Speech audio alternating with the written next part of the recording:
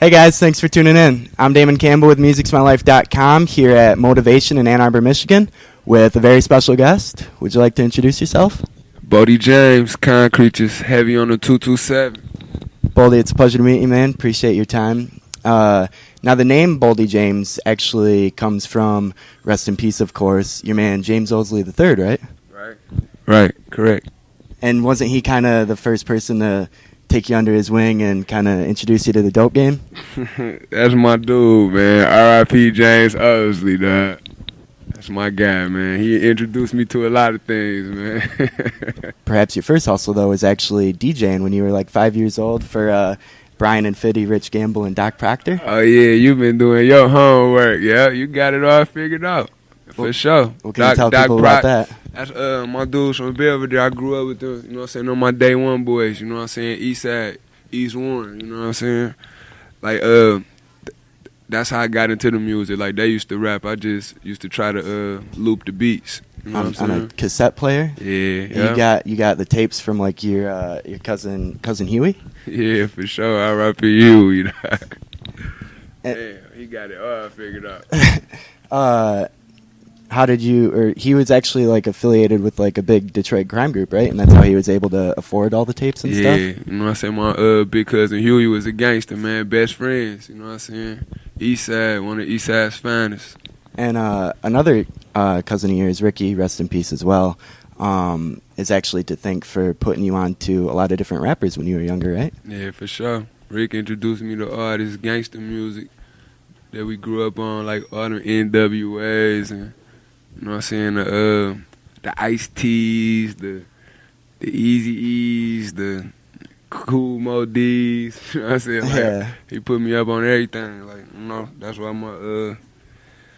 my like my range so broad, like, you know, I listen to a lot of different shit. I ain't just, you know, stuck on one particular genre of music. Right, that's awesome. And I don't know if it was Ricky in particular, but weren't you actually with one of your cousins when they were like tragically shot and killed? Yeah, man, that's my he really wasn't my cousin, man. It's my man Hoye, you know what I'm saying? It's just my guy, dog. We grew up together, you know what I'm saying, in the streets doing our one too. And we was together one day and some bullshit happened.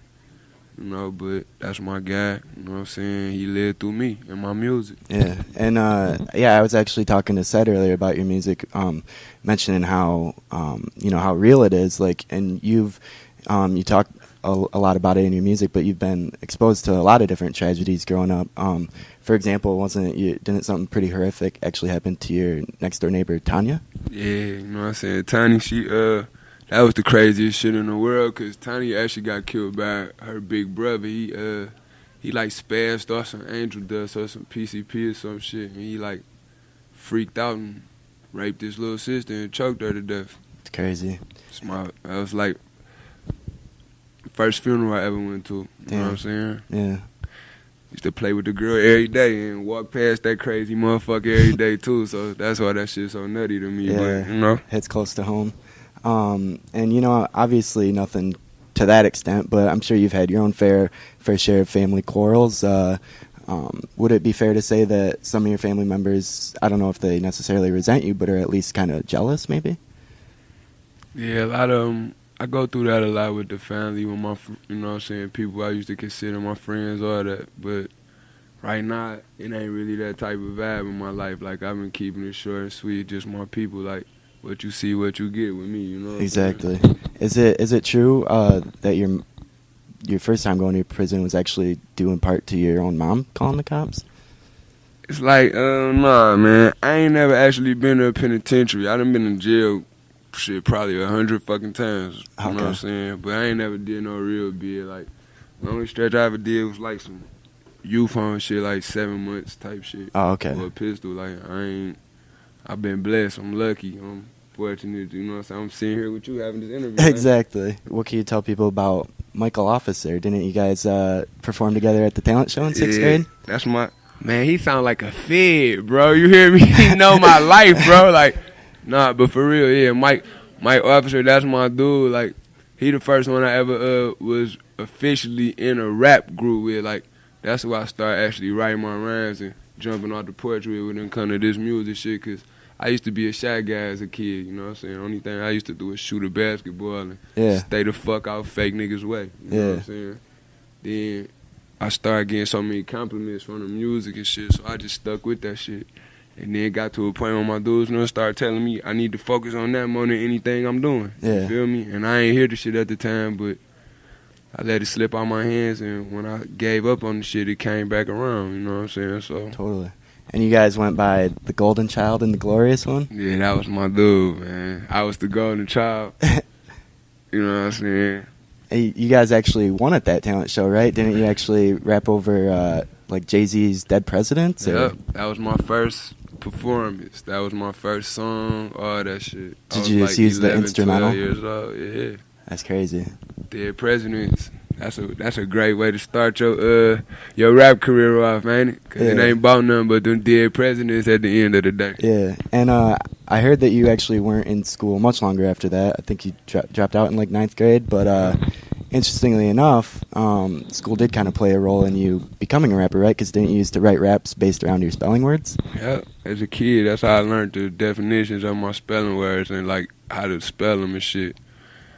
I was one of them get an A students without studying and shit. So, just to be like school was boring to me. Totally. And I feel like I wasn't gonna need that shit growing up. Right. Cause I played ball, so I knew, push come to shove, my coach would fix my grades. Yeah. You know what I'm saying? Plus I went to scurvy ass Cooley.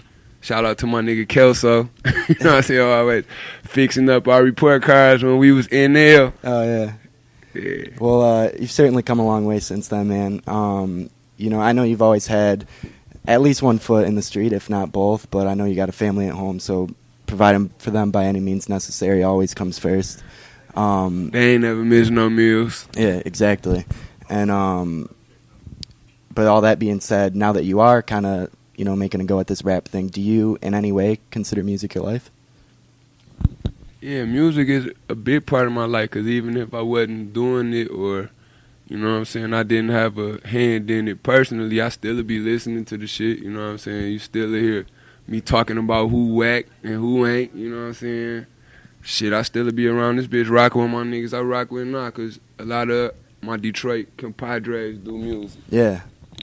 So, that's how we rock, like, you know what I'm saying? After people get through working long days and shit, that's what we do. We meet in the studios, get high, see what we can come up with, because, we ain't faking and flaking and shit, No, definitely. We leave that to the rest of these niggas. Yep. And I asked that because of my site, once again, beingmusicsmylife.com. So, Boldy James, thank you so much for your time, man. Appreciate you letting us dig into your past a little bit there. That squad, nigga. Is there anything else you want to say to the people out there watching?